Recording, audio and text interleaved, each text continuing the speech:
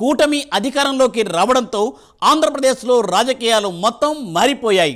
జగన్ అధికారంలో ఉండగా చేసిన అరాచకాలు ఇప్పుడు కనిపించడం లేదు అనే ప్రచారం జరుగుతోంది ప్రజలలో.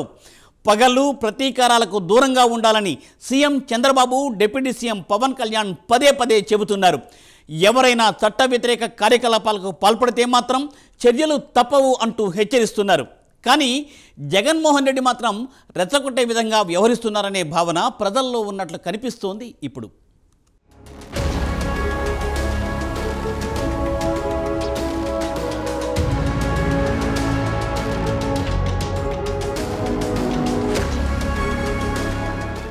ఏపీలో 2019 నుంచి 2024 వరకు ఒక లెక్క, ఇప్పుడు మరో లెక్క అనే మాదిరిగా మారిపోయాయి పాలిటిక్స్. అక్కడ సీఎం సీటుపై కూర్చుంది చంద్రబాబు, డిప్యూటీ సీఎంగా పవన్ కళ్యాణ్ పాలనలో తనదైన మార్కు చూపిస్తున్నారు. వారిద్దరి ముందు అనేక సవాళ్లు ఉన్నాయి. రాజధాని అభివృద్ధి, పోలవరం కంప్లీట్ చేయడంతో పాటు అనేక సమస్యలు ఉన్నాయి. వాటన్నింటినీ పక్కన పెట్టి జగన్మోహన్ రెడ్డి హయాంలో జరిగే అరాచకాలకు ప్రతీకారం తీర్చుకుంటారని అందరూ అనుకున్నారు. కానీ చంద్రబాబు, పవన్ కళ్యాణ్ పదే పదే చెప్పారు, పగలు ప్రతీకారాలు కక్షలతో పాలన చేయమని, ప్రజల ఇచ్చిన తీర్పుకు అనుగుణంగా ప్రజారంజక పాలన సాగిస్తామని చెప్పారు. అదేవిధంగా రాష్ట్రంలో పాలన సాఫీగా సాగుతోంది. కానీ జగన్మోహన్ రెడ్డి మాత్రం ఏదో జరిగిపోతుందనే భావన ప్రజల్లో చొప్పించేందుకు ప్రయత్నం చేస్తూనే ఉన్నారు. కానీ అవేమీ ప్రజలు నమ్మే పరిస్థితిలో లేరంటున్నారు నిపుణులు. ఎందుకంటే జగన్కు, చంద్రబాబుకు చాలా వ్యత్యాసం ఉందంటున్నారు.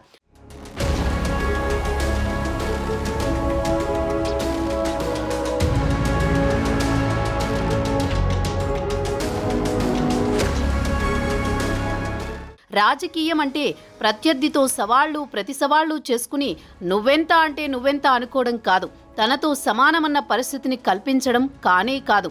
లేనిపోని ఎలివేషన్స్ వచ్చేలా దుందుడుకు చర్యలు తీసుకోవడం లేదు. ప్రస్తుతం పాలిటిక్స్ మొత్తం మారిపోయాయి. సుతిమెత్తగా ఎవరికీ తెలియకుండా కొట్టడం, కొట్టించుకునేవాడికి కూడా తెలియకుండా పాతాళానికి తొక్కేయడమే. అలాంటి వింటేజ్ పాలిటిక్స్ చేసేవారు అరుదు. ఆవేశంలో కంటికి కన్ను, పంటికి పన్ను అని అందరూ అంటున్నారు. కానీ అలాంటి చర్యలు తీసుకుంటే లాభపడేది అంతిమంగా ఎవరో అందరికీ తెలుసు. అలాంటి వాటికి పోకుండా చంద్రబాబు చేస్తున్న రాజకీయం ఎంత పర్ఫెక్టో అర్థమవుతుంది.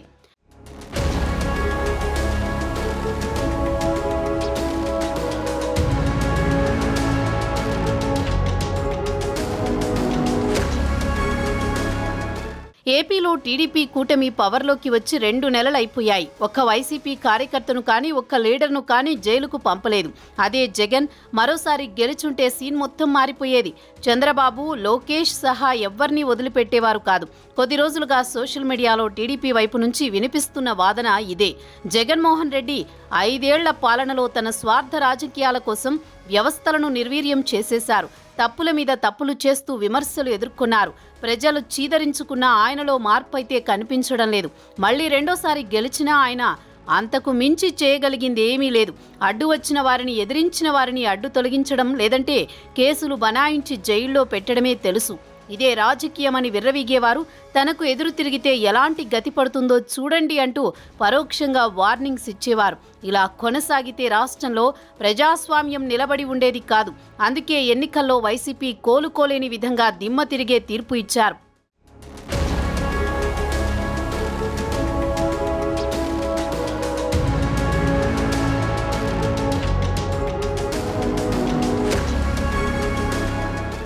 జగన్మోహన్ రెడ్డి లాంటి పాలిటిక్స్ చేయాలనుకుంటే దానికి చంద్రబాబు ఎందుకు, అధికారం ఉంది కదా అని వ్యవస్థల్ని అడ్డగోలుగా వాడేసి అందరినీ అరెస్టులు చేసిస్తే ఏమొస్తుంది? ఓట్లు వేసే ప్రజలు అధికార దుర్వినియోగాన్ని అస్సలు సహించరు.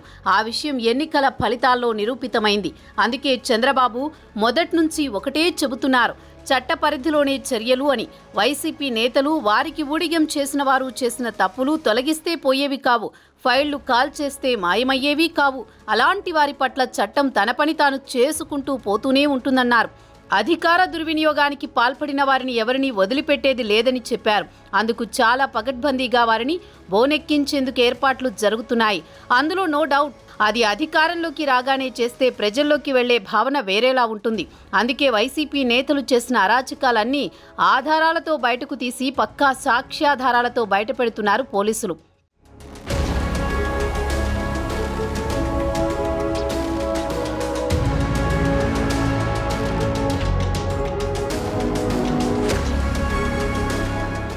ఇప్పుడు వైసీపీ నేతలెవరూ రోడ్ల మీదకు రాలేకపోతున్నారు. ఎందుకు? పొంగనూరు పెద్దిరెడ్డి హైదరాబాద్లో బిక్కుబిక్కుమంటున్నారు. ధైర్యంగా నియోజకవర్గంలో తిరగలేని సిచ్యువేషన్. వైసీపీ పవర్లో ఉండగా నెంబర్ 2గా చలామణి అయిన పెద్దిరెడ్డికి ఇలాంటి దుస్థితి వస్తే ఇక చోటా మోటా లీడర్స్ పరిస్థితి ఏంటో అర్థం కావడం లేదు. అధికారం చేతిలో ఉంది కదా అని ఇష్టం వచ్చినట్టు వ్యవహరించి చట్ట వ్యతిరేక కార్యకలాపాలకు పాల్పడిన వారిని ఎవ్వరినీ వదిలిపెట్టేలా కనిపించడం లేదు. ఇటీవల నోరు తెరిచిన కొంతమంది ఇప్పుడు సైలెంట్ అయిపోయారు. తెర వెనుక చంద్రబాబు మార్క్ రాజకీయాలు చాలా జరుగుతున్నాయి. అవి వైసీపీ నేతలకు ఇప్పుడే ఊపిరాడనీయడం లేదు. ముందు ముందు ఈ రాజకీయం ఎలా ఉంటుందో వారికి తెలియక టెన్షన్ పడుతున్నారు.